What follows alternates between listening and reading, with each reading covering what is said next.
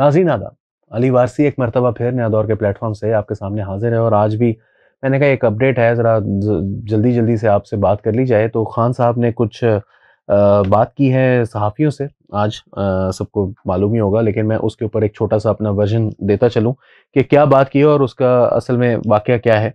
उन्होंने बात ये की है, सबसे पहली जो बड़ी खबर है वो तो ये है कि इमरान खान साहब ने साफ इनकार कर दिया पीपल्स पार्टी से बातचीत करने का, इस हवाले से कि वो नून लीग के साथ के खिलाफ एक तहरीक अदम एतमाद लेकर आएंगे पीपल्स पार्टी के साथ मिलकर। क्योंकि कल से 2-3 दिन से ये खबरें चल रही थी। पहले तो जो वो हैं लतीफ़ खोसा साहब, जो कि पीटीआई के इस वक्त एमएनए हैं, साबिक गवर्नर भी हैं पंजाब के और पीपल्स पार्टी में सारी ज़िंदगी रहे हैं। तो उन्होंने ये बात की थी कि जी हमारे असल जो फॉर्म 47 की प्रॉब्लम्स हैं वो तो पीएमएलएन और एमक्यूएम के साथ हैं और हम पीपीपी के साथ मिलकर जो है वो कुछ कर सकते हैं। ऑल्दो पीपीपी के बहुत सारे लोग जो हैं जिनको मैं जानता हूँ, उन्होंने ये कहा कि यार इस बंदे को ना कोई सीरियस लेता है पीपल्स पार्टी के अंदर, ना पहले कोई लेता था, इसको जाते हुए रोका भी नहीं गया था। और जब साल डेढ़ पहले की बात है, जब एतजाज़ अहसन और लतीफ़ खोसा जो हैं वो बहुत ज़्यादा पीटीआई के करीब हो रहे थे, तो बिलावल साहब ने बाकायदा बुलाया था एतजाज़ अहसन साहब को, उनसे मुलाकात की थी, मगर उस वक्त ही left out Latif Khosa on purpose. तो इसका मतलब यही है कि उनको उनकी कोई अहमियत नहीं है पाकिस्तान पीपल्स पार्टी की नज़र में। कहते हैं ऐसे ही बड़बोला सा बंदा है, कुछ भी बोल देता है, हमें कोई इससे सरोकार नहीं है। तो पहले तो पीपल्स पार्टी की तरफ से उनकी कोई बात नहीं हुई हुई थी, उन्होंने बस ऐसे ही एक जो है वो अपनी तरफ से दरफुंतनी छोड़ी थी। आज खान साहब ने उस दरफुंतनी को भी ख़त्म कर दिया है। उन्होंने कहा कि पीपल्स पार्टी और नून लीग में कोई फ़र्क नहीं है, ये एक ही है, ये दोनों फॉर्म 47 की पैदावार हैं। तहरीक अदम एतमाद समेत किसी भी मसले पर पीपल्स पार्टी से कोई बात नहीं होगी। तहरीक अदम एतमाद के लिए पीपल्स पार्टी से तब बात करूँगा जब मैंने इक़्तिदार में आना हो। तो मैं तो खुद ये समझता हूँ कि इमरान खान साहब इक़्तिदार में आना नहीं चाहते।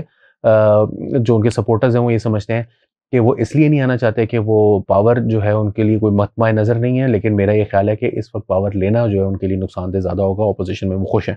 दूसरी चीज़ जो उन्होंने बात की है कि किसी भी सियासी जमात पर पाबंदी जमहूरियत का कत्ल है। हमारी पार्टी पर पहले से ही पाबंदी थी, इसे इलेक्शन ही नहीं लड़ने दिया गया, लेकिन वो मसला तो हल हो गया है ना, वो तो कर दिया है मंसूर अली शाह साहब और मुनीब अख्तर वगैरह ने। पार्टी का चेयरमैन, वाइस चेयरमैन और सदर पहले से ही जेल में थे, ये फिर भी कहते हैं कि पार्टी पर पाबंदी लगाएंगे।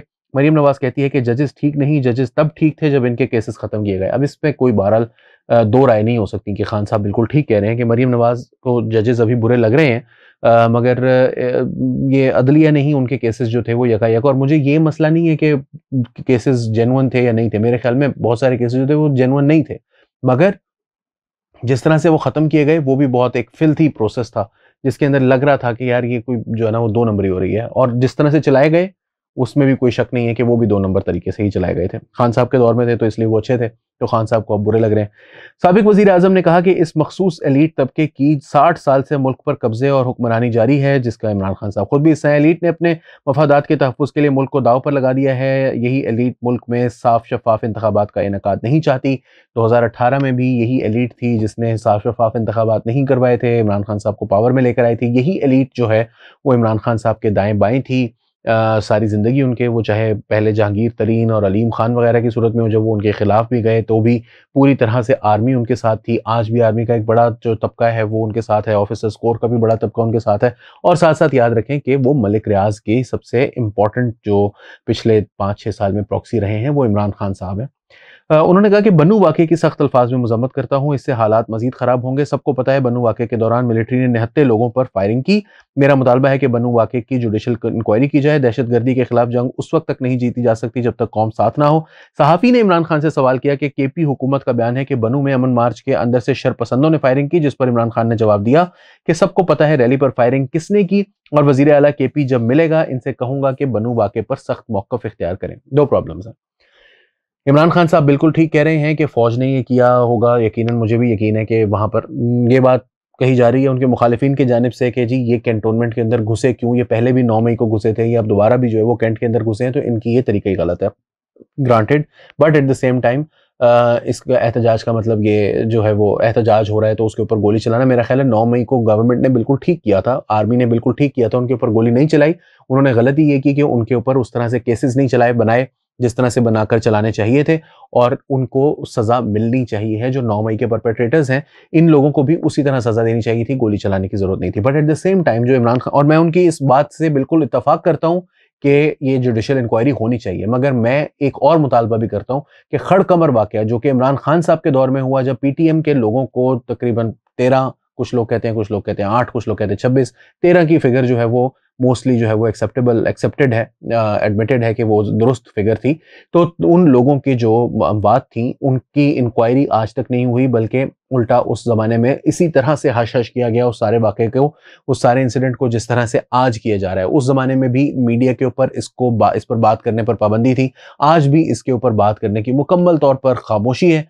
कहीं पर मैंने सारी जो टॉप, मैं किसी का नाम नहीं ले रहा, लेकिन आप समझ लें सारे के सारे जो टॉप पाकिस्तान के न्यूज़ चैनल्स हैं उनके ऊपर मैंने देखा कहीं पर इसके ऊपर जो है वो डिस्कशंस नहीं हो रही। सोशल मीडिया के ऊपर ज़रूर बात हो रही है, जो कि पहले भी खड़कमर पर भी हो रही थी, मगर उस टाइम पर यह फ़र्क ज़रूर था कि जो गोलियां चली थी तो उसके ऊपर पीटीआई जो है वो मुकम्मल तौर पर गालियां देने वालों के साथ थी, जो मरने वालों को, और साथ ये झूठ भी बोल रहे थे कि 5 लोगों को जो है वो आर्मी के ऊपर हमला हुआ है, जो अभी भी कहा जा रहा है कि आर्मी के लोगों के ऊपर हमला किया गया। और फिर ये भी कहा गया था कि दरमियान में से गोली चली, आर्मी ने तो गोली नहीं चलाई, और ये भी झूठ था, और अभी भी मेरा ख्याल है कि ये झूठ ही है।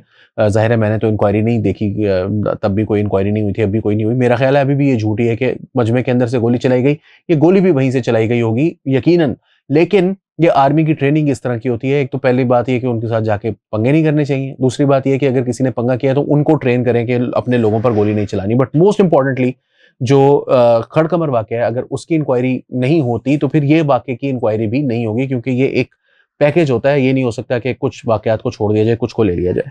साथ बानी पीटीआई जो हैं उनका कहना था कि मौजूदा हुकूमत आग से खेल रही है। 88 करोड़ रुपए उन्होंने सदर हाउस का बजट बढ़ा दिया है, और आसिफ जरदारी किस हैसियत में उन्होंने ये किया है। 100% टोटली एग्री विद हिम। ये गवर्नमेंट जो है वो एक फेलियर है, जिसमें कोई शक नहीं है। अब अगर आपको 3 महीने 4 महीने बाद ही कहना पड़ जाए कि 5 साल के लिए हमारी हुकूमत आई है, तो उसी से आप अंदाजा लगा लें। उन्होंने कहा कि हुकूमती वज़रा कहते हैं कि मुल्क में आईनी ब्रेक डाउन हो रहा है, इमरजेंसी की सूरत हाल है, जिस पर इमरान खान ने जवाब दिया कि मुल्क में पहले ही मार्शल लॉ नाफिज है, SIFC क्या है, हुकूमत किसी और के कंट्रोल में है। मैं एक छोटी सी यहाँ पर की बात उनकी ठीक है, मैं एक छोटी सी बात आपको ऐड कर दूं कि अब्दुल्ला मोहम्मद ने नया दौर के लिए अब से चंद बरस पहले खबर की थी कि पीटीआई ने इक़्तिदार में आने के बाद अगले 1 साल के अंदर, तकरीबन ये 2019 की खबर है, 2019 या 2020, अभी भी हमारी वेबसाइट पर वो मौजूद होगी, जिसके अंदर उन्होंने कहा था कि 42 महकमे ऐसे हैं जिनके ऊपर रिटायर्ड या हाजिर सर्विस फौजी अफसरान को पाकिस्तान तहरीक इंसाफ की हुकूमत ने नाजिल किया, मुसल्लत किया, नफाज किया, उनका एस्टैब्लिश किया उनको। तो ये एस्टैब्लिशमेंट के ही बैठे हुए गुर्गे थे, और अब अगर उनको SIFC से प्रॉब्लम आ रही है तो ये पहले ही मैं याद करा दूं कि आर्मी के हाथ में सब कुछ दिया जा चुका था पीटीआई के दौर में भी। उन्होंने कहा कि मुल्क में जारी बुहरान से निकलने का वाहिद हल साफ शफाफ इंतखाबात का इनेकाद और बेहतर मुआशी इस्लाहात हैं। अग्रीड। उन्होंने कहा कि फिच की रिपोर्ट भी मंजर आम पर आई है, लेकिन मुझे इल्म है मौजूदा हुकूमत इंतखाबात की जानिब नहीं जाएगी। ये कहते हैं 9 मई हमने किया। फिच की रिपोर्ट जो है वो तो ऑब्वियसली यही कहती है कि इंतखाबात की तरफ नहीं जाएगी। 9 मई हमने किया, हमारा मुतालबा है कि 9 मई पर जुडिशल कमीशन कायम किया जाए। क्यों नहीं बना ये 9 मई के वाकयात पर जुडिशल कमीशन क्यों नहीं बना? क्यों बनाया जुडिशल कमीशन? फजूल बात है। आप लोगों ने हमला किया है, जिसने हमला किया है उसके ऊपर वो फुटेज जो है वो मार्केट में आ गई है, खुद आप लोगों ने खुद जारी की हुई है सीसीटीवी फुटेज। क्योंकि उन्होंने भी इस दिन की सीसीटीवी फुटेजेस क्यों सामने नहीं लाई जा रही? क्या करना है उस सीसीटीवी फुटेजेस का? वो जो आपके टिकट होल्डर्स हैं और जो आपकी पार्टी के मेंबर्स हैं वो तो खुद सोशल मीडिया पर वीडियोस अपलोड करते रहे, ऐलानात करते रहे। वो जो गालम गलोच हो रही थी जिसके ऊपर वो इस्लामाबाद हाई कोर्ट के जज साहब जो हैं वो भी बड़े इंसेंस थे। उन्होंने कहा ये किस किस्म की लैंग्वेज है? तो वो सारा कुछ तो आप लोगों ने खुद जारी किया हुआ है सोशल मीडिया पर, उसके लिए सीसीटीवी फुटेज की जरूरत नहीं है। मुझे आज भी याद है जो कोर कमांडर हाउस पीछे जल रहा था और आपके एक टिकट होल्डर जो कि साबिक कर्नल साहब भी हैं, वो उसके आगे जो है वो अपनी सेल्फी ले रहे थे, वीडियोस बना रहे थे, और एक और आपके लाहौर से ही टिकट होल्डर, और वो गिरफ्तार भी हुए थे बाद में बहुत सारे लोगों में से। सो ये तो एक बिल्कुल एक मजा का खेज किस्म की बात है कि जी वो उसकी सीसीटीवी फुटेज क्यों नहीं लाई जा रही वगैरह वगैरह। दैट डजंट इवन मैटर, और ना ही इसके लिए किसी जुडिशल कमीशन की जरूरत है। इस वाकये को, इस मामले को खुद से क्रिमिनल केस है ये, और क्रिमिनल केस के तौर पर ही डील किया जाना चाहिए। जिसने किया है उसको पकड़ के अंदर करें, इसमें किसी जुडिशल कमीशन की जरूरत नहीं है। आखिर में उन्होंने कहा कि ये जो है आर्टिकल 6 इलेक्शन कमीशन पर लगना चाहिए, क्योंकि मेरे ऊपर नहीं लगना चाहिए। आर्टिकल 6 की बात किसी सुप्रीम कोर्ट के फैसले, अव्वल तो जस्टिस मजहर आलम मियां खेल ने की थी आर्टिकल 6 की बात। दूसरी बात यह है कि आर्टिकल 6 जो इलेक्शन कमीशन पर आप लगा रहे हैं, अगर आपके ऊपर लगेगा तो फिर बाकी लोगों पर भी लगा देते हैं, लेकिन अगर आप पर नहीं लगेगा तो फिर सबके पास जवाब है। बेगम के बारे में उन्होंने कहा कि अगर उनको किसी ने कुछ कहा तो मैं छोड़ूंगा नहीं, मैं इनका कब्र तक पीछा करूंगा। मजेदार तरीन बात जो है, जो हमने थंबनेल पर भी लिखी हुई है कि जेल में कर्नल ने बिल्ला छोड़ दिया ताकि वो उस बिल्ली को ले जाए जो मेरे साथ मानूस है। इसकी मैं मजम्मत करता हूँ। अली वारसी को नया दौर के प्लेटफॉर्म से इजाज़त दीजिए। आदाब।